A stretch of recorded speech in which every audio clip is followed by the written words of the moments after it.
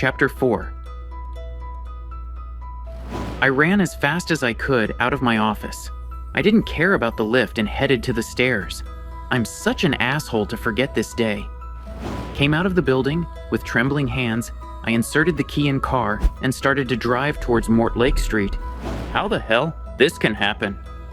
I remembered every year, but this year? What the fuck happened to me? Relax, Ed. You didn't look dates for past 3 months, so don't blame yourself, and you didn't miss it. You are going there. I convinced myself and reached my destination. I stood before the house, which I've built in remembrance of her.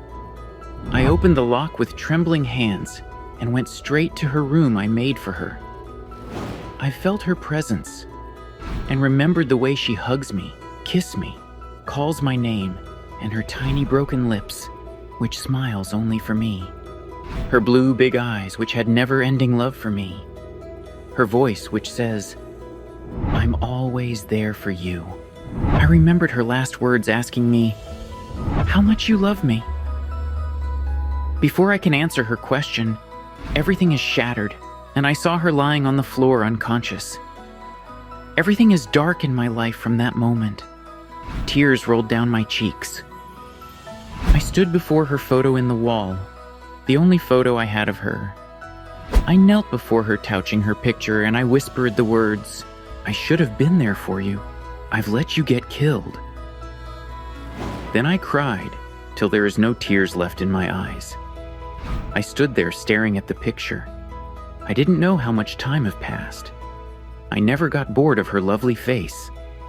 I thought to spend entire night seeing her lovely face, but when I didn't show up in the home for entire night, Anne makes call to my mom. In turn, she makes everyone to search for me. I don't want anyone to find me here. It's my secret place. No one knows about it. It's better to leave. I left the home and started the car. After a few minutes of my travel, when I turned left, a girl dashed in front of my car. "Bloody bitch. Watch your way, idiot." Sir, please, help me. They are chasing me. Please save me. Stammered her voice. Her please. It reminds me. I opened the car door, looked at her. American babe, probably at her mid-20s, wearing black jean and blue t-shirt. She has beautiful face with upturned sharp nose, full round pink lips gasping for air, and her big wide black eyes mixed with fear and confusion. Her long feathered hair stuck in her face due to sweat. She had a dusky complexion, not so black, not so white, somewhere in between them. Her body is in the perfect shape with all perfect curves. Even in this situation, she looks beautiful. Her accent is different, but I can understand it. Please do something. They are coming for me. With that, she fainted in my arms.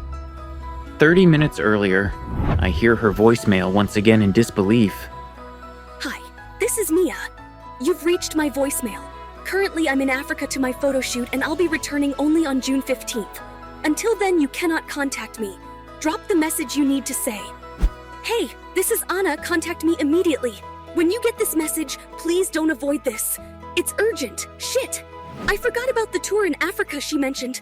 That's why she asked to inform my arrival date, so that she can adjust her trip date. What the hell I've done? I spoiled everything, and today is only April 13. There is still 2 more months, where I'm gonna stay, and I don't have enough money for 2 months. My tiredness vanished within a second after hearing the voicemail. Entirely. This is my fault. I looked the watch, 8:45 p.m.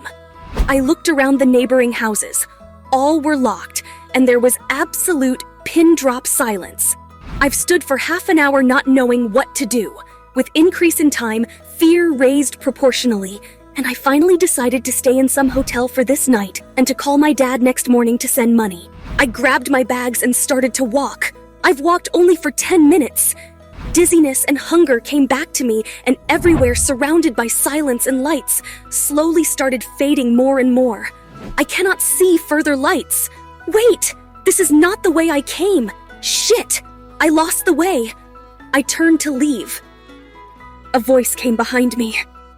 Hey, American chick, wanna ride? Hair in my hands stood back in goosebumps.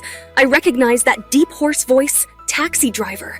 When I turned to look, he is with 2 more guys in car, and they all were drunk. Don't worry, we don't charge for this ride. It's absolutely free.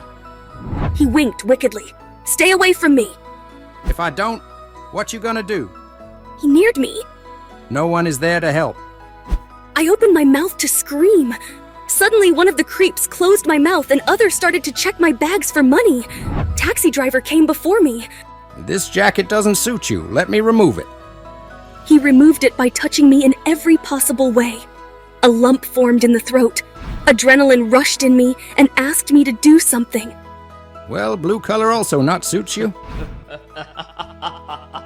He laughed evilly and bent to remove my shirt. I don't know what happened in me. Unexpectedly, I kicked him in his balls and bite the other guy's hand, punched him in his stomach, and started to run. Get that bitch. She needs to pay for what she done. Taxi driver screamed in pain lying on the road. Other 2 creeps chased me. I felt very tired, but I have no other choice only to run.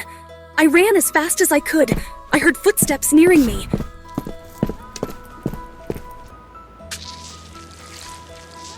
Adrenaline pumped again.